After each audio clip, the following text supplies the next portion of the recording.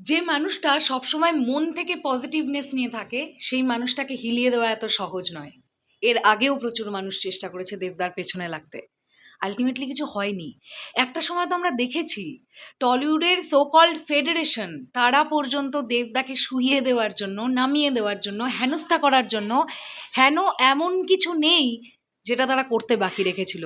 কিন্তু দেবদা এমন একজন মানুষ যে বুঝিয়ে দিয়েছে যে সৎ থেকে আমার টার্গেট ফিক্স রেখে আমি আমার লক্ষ্যে পৌঁছবই সততার সঙ্গে কাজ করে। এটাই আমাদের দেবদা।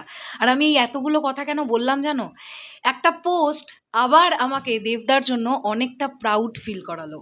আমাদের পশ্চিমবাংলার মেগা স্টার দেবদা, যে মানুষটা পশ্চিমবাংলার বক্স অফিস অ্যাসিওর করতে পারে এখনো পর্যন্ত।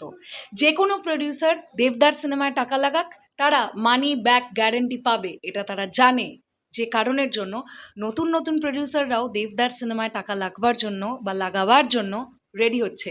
আরও সামনে দিন আসুক, সবটা খোলসা হবে তোমাদের কাছে ধীরে ধীরে। এখন আমি কিছু বলবো না। এখন মূলত যে বিষয়টা নিয়ে কথা বলবো, একটা পোস্ট দেখলাম ইনস্টাগ্রামে, আমি পাশে ছবি দিয়ে দিচ্ছি, তোমরা দেখতে পাচ্ছ। এখানে দেখো কি লেখা আছে, একটানা 10 ঘন্টা শ্যুট করবার পর এইরকম হাসি মুখে ফ্যান্সদের সঙ্গে ছবি তুলতে পারে দেবদা, মিস্টার এমনি বলে লাভ দেওয়া। এখানে আমরা দেখতে পাচ্ছি দেবদার সঙ্গে তার দুজন ফ্যান একটানা 10 ঘন্টা শ্যুট করবার পর একটা মানুষের মুখে এইরকম পজিটিভিটি, এইটা ভাবো। একটানা 10 ঘন্টা। আমি জানি না ওই শ্যুটটা কি দেসু 7-এর শ্যুট চলছিল কিনা, তবে এখন তো দেসু 7-ই ফ্লোর হচ্ছে। তাই আমি ধরে নিলাম যে দেবদা ডিরেক্টরের আসনে বসে থেকে 10 ঘন্টা শ্যুট করেছেন, মানে শট নিয়েছেন। আদারওয়াইজ তার নিজেরও শ্যুট থাকতে পারে, কারণ দেসু 7-এর নায়ক তো দেবদা। এক্স্যাক্টলি কী হয়েছে আমি জানি না, তবে একজন অভিনেতা হিসেবে শট দেওয়া যতটা না টাফ, তার থেকেও বেশি টাফ একজন ডিরেক্টর হিসেবে সেই শট নেওয়া। আর যখন এইরকম সিচুয়েশন আসবে যে দেবদা নিজেই ডিরেক্টর, দেবদা নিজেই নায়ক, তখন তো ব্যাপারটা পুরোটাই দেবদার ওপর ডিপেন্ড করছে। তিনি চাইবেন যে সবচাইতে সেরাটা বের করে আনতে, যতটা যতটা যতটা অডিয়েন্সকে দেওয়া যেতে পারে, কোনো কমতি রাখবে না দেবদা। একটানা 10 ঘন্টা শ্যুট করার পরে এইরকম এত বড় একটা হাসি মুখে ফ্যান্সদের সঙ্গে ছবি তোলা, এই ঘটনাগুলোই দেবদার ফ্যান্সদের আরও অনেক অনেক অনেক দেবদার প্রতি ভালোবাসা তৈরি করে দিচ্ছে। দেবদা মানুষটাই এরকম।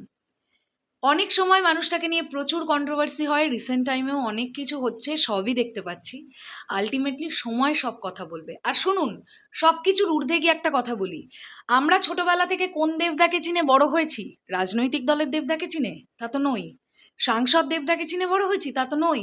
আমরা তো সেই পাগলু দেখে বড় হয়েছি, খোকাবাবু দেখে বড় হয়েছি, আমরা রোমিও দেখে বড় হয়েছি। সো ওই দেবদাটাকে আমরা ভালোবাসি, আমরা প্রেমের কাহিনী দেখে বড় হয়েছি।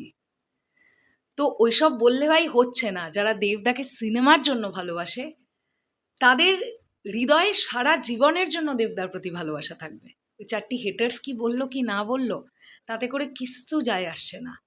আপাতত অ্যান্টিসিপেশন ধরে রাখো, 14ই অগস্ট ব্যাড আসছে, আর দুর্গাপুজোয় আসছে দেসু 7।